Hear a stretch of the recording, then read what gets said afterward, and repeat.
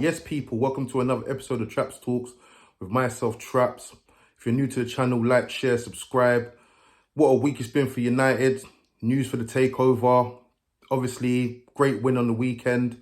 But let's get into it. 3-1 United. First 6 minutes, 7 minutes, we came out the blocks flying. Thought we was going to get a goal. Didn't really create much, but we was pressure. We had them boxed in. And yeah, didn't make the most of it. David De Gea again with an outstanding save. I mean, that's the get. I mean, credit to him because that was for me that was the game changer. Because if that goes in, it might have been a different game. Rashford, 25 minutes in, with the 1-0, and yeah, and we didn't really play well the first half. Got it through to half time. Don't know what Ten Hag said in the dressing room, but he got them boys up and running by the second half. And obviously, we put them to the sword.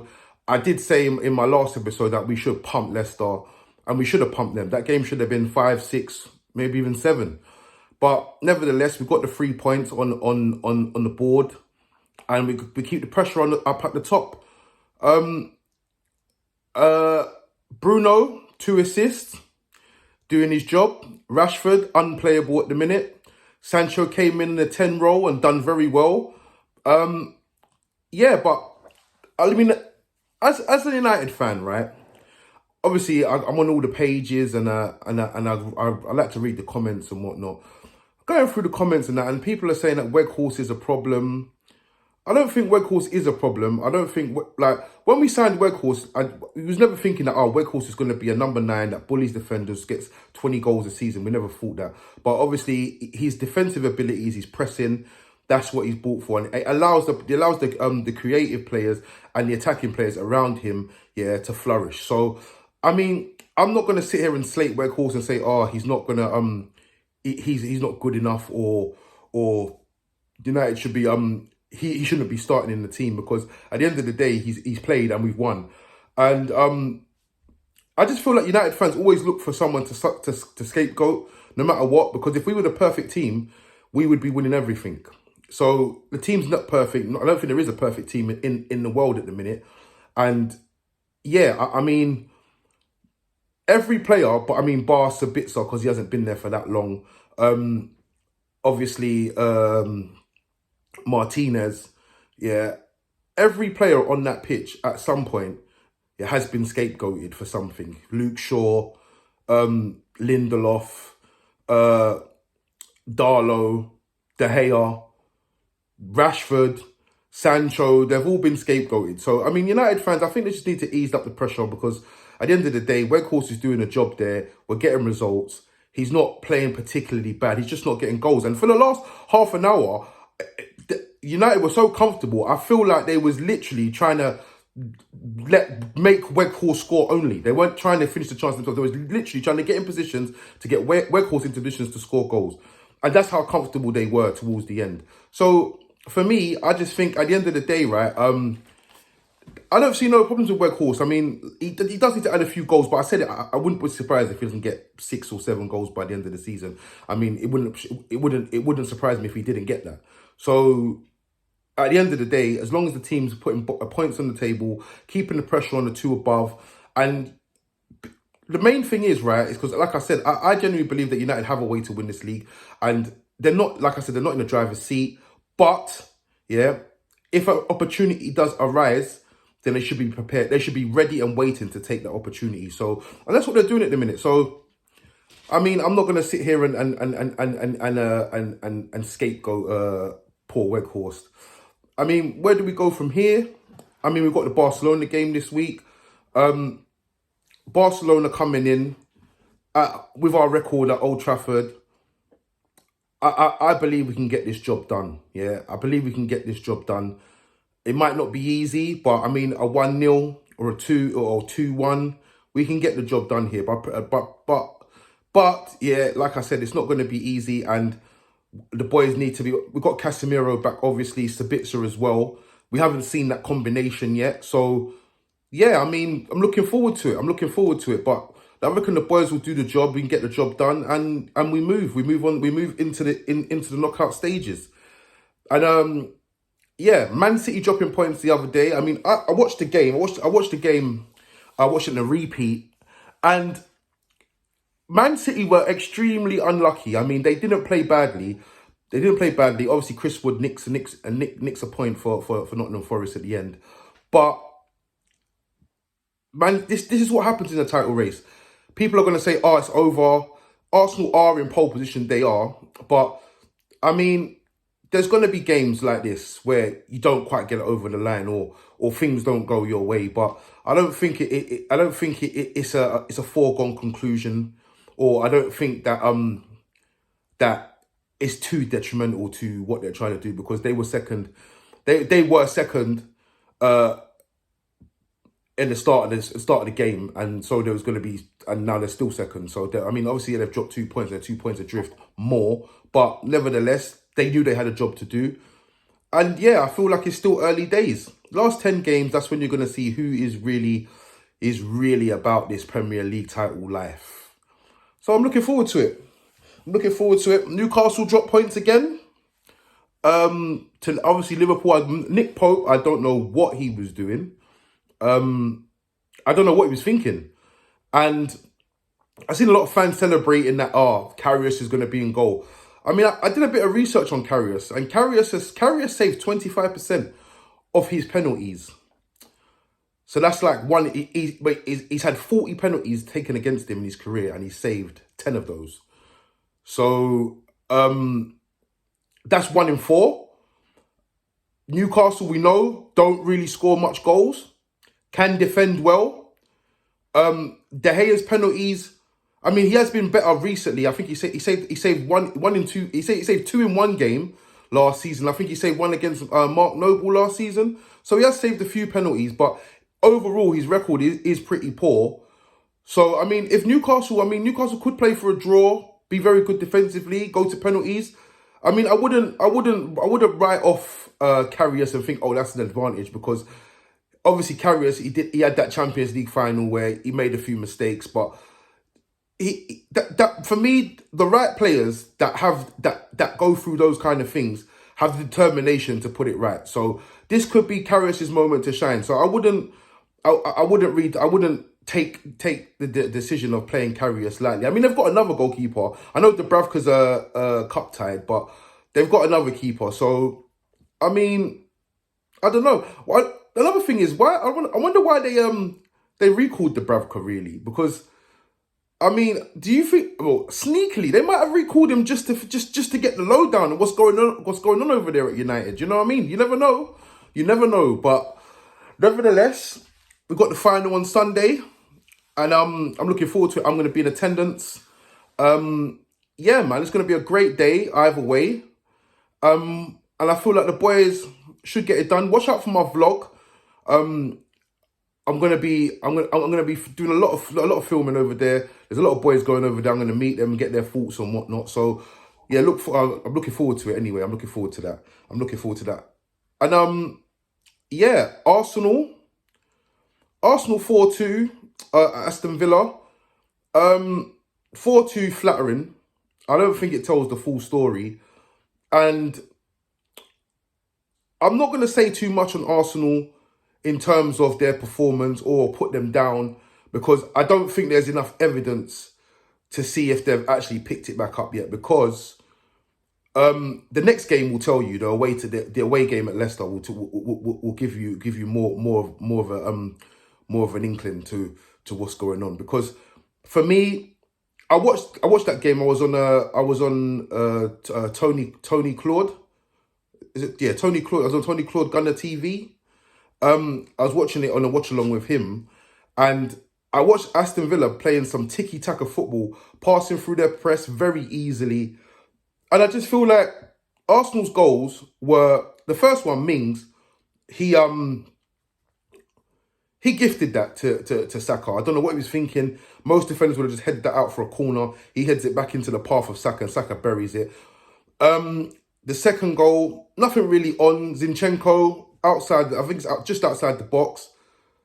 A long range effort goes in, And then again, Jorginho, long range effort. So there was no passages of play or no build up play or no big pressure that they was putting Aston Villa under for them to get the result. It was just long range efforts that went in. So I mean, Leicester didn't play particularly bad yesterday, but yeah, we were just too much for them. We were just too much for them.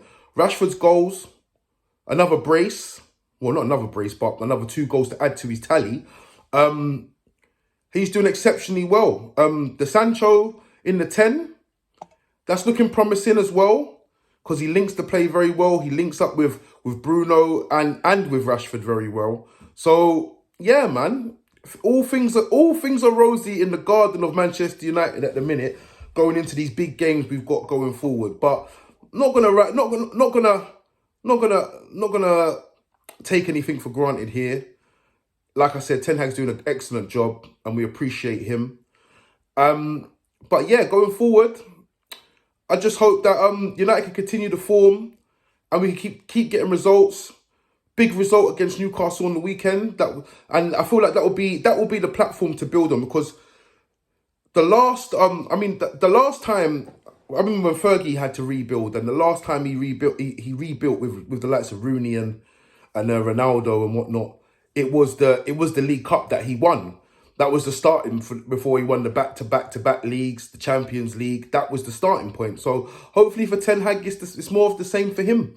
It's more of the same for him. And yeah. So yeah, I don't really want to say too much on the whole takeover thing, but I'm hearing that there's an American hedge fund or something looking to back the Glazers and give them some capital. Look, I don't know how much truth there is to this, but I think the Glazers need to understand that it's too far gone now. Like the relationship between the Glazers and the fans has broken down completely. They don't want you there. We don't want you there. I don't want you there. And I don't see, with the investment that's needed, I don't see the way you lot operate, with the way you lot just want to make money and take money out of the club. I mean, I don't think this can continue, because the amount of investment that's needed is going to be over the next 5, maybe even 10 years. I mean, can the Glazers wait that long before they take money? I don't think so. I mean, I think the best thing for them to do, right, is to just call it a day. You bought the club for, I can't remember, 700 million or something like that. It's now, what, 17, 18 years down the line. The club's worth, well, there's bids in for 5 billion. So you've made hundreds of percentages of profit. You haven't really put a penny in. You haven't really made no investment in this whatsoever. And you're walking away with 5 billion. And you're walking away with no headache, no one screaming Glazers out on the terraces every week, no protests, no revolts, yeah, nobody to harass you. You can walk away from Manchester United and go and do whatever you want to do with your 5 billion in peace.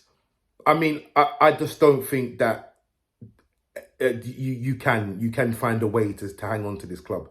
I feel like it's time to go.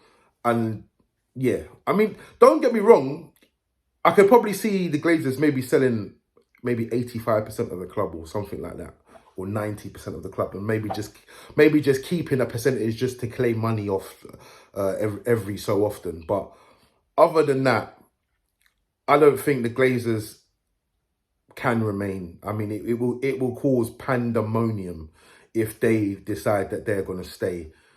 I mean, it'd be a very fitting end for United to lift the major trophy off the back of them leaving. Because let's be honest about it, Man United have had quite a successful period under the Glazer ownership. Granted, we had the greatest manager in English football, but nevertheless, they've had a pretty successful period in the beginning, obviously. But I mean, here's another thing, right, that people need to understand. And if you're looking at things from a adult perspective, right, we had the greatest manager, yeah, that's ever lived, yeah, managed us for 25 years, 26 years, right? him leaving us, yeah, was so hard. He's so difficult to replace that it's taken us 10 years to find someone who, I'm not saying he is because it's still early days, but he looks up to the challenge. Yeah, he looks up to the challenge. He looks like he's ready to carry this club back to where it's supposed to be.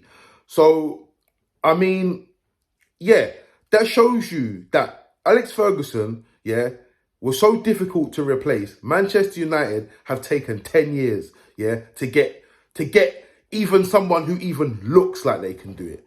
So, I mean, yeah. Another thing that I've seen on social media is a lot of these numbers, yeah, these numbers, people talking about numbers and this person's numbers. And I mean, I saw something about Rashford's numbers was similar to Jared Bowen's last season. And I thought to myself, all this, when I was growing up, right, as a kid, we didn't have numbers. There was no, this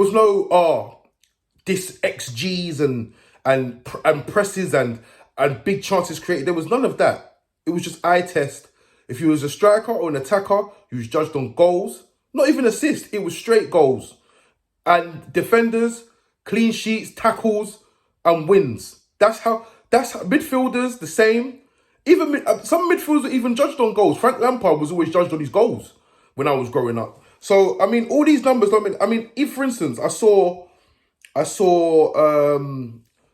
XG thing, right? And like I said, against Arsenal, we had XG in the second half of 0. But we nevertheless, we managed to score a goal. So I think a lot... And another thing is win probability.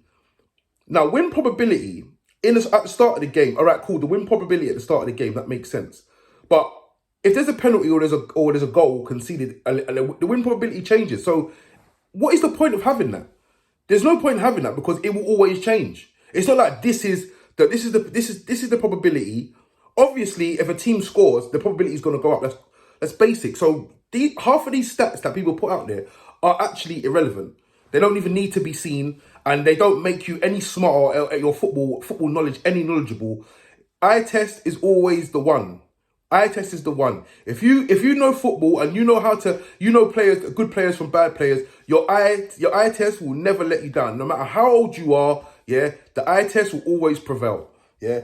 So I don't know, man, but I'm from the old school, man. Eye test, we know where the players are players shit or or he's pretty decent or he just had a bad game or whatnot. Casemiro back as well. Looking forward to that one, man. But you know what? I'm proud of the boys because I've heard a lot of talk. You're a one-man team. Before 10 games ago, you're a one-man team. Without Casemiro, you're nothing. Now, Casemiro's been out the side for 3 games. You're still a one-man team. Rashford's literally carrying this team on like, this is what makes me laugh. Like, players are actually doing their jobs, what they're supposed to do, what they are paid hundreds of thousands of pounds to do. And apparently, if without them, yeah, we wouldn't be where we are. Well, obviously, without them, we wouldn't be where we are because that's what they get paid to do. It doesn't make sense. But, yeah, looking forward to Casemiro coming back. And yeah, man, obviously we've got Eriksen. He's probably about 6-7 weeks off. He'll be like a new signing coming in, adding a bit of depth now. Yeah, man, happy with everything, what's going on. But the haters will hate. Let them hate. They will hate. Trust me. They will find a way to hate. They will hate. Yeah, on that note, it's just another quick video just to give you lot my take on things. And yeah, the next one will probably be, I'll probably do the vlog on Sunday. I might do a watch along on Barca on Thursday. But yeah, man, big up the channel, man. Just like it, share it, subscribe it. Help me out, man. Help me out. I'm here for you guys, man. Anything you lot want to see, yeah, put in the comments. If I can get it done, I'll get it done. Follow me on Instagram as well, where I do a lot of trolling for fun. See, see this life, you need to be able to do both. You need to be able to talk some serious football, give a serious opinion, and do some trolling at the same time, yeah? And you find me on Instagram, always in the comments, or posting a reel, trolling, or whatnot. But I'm here, man. But for now, big up.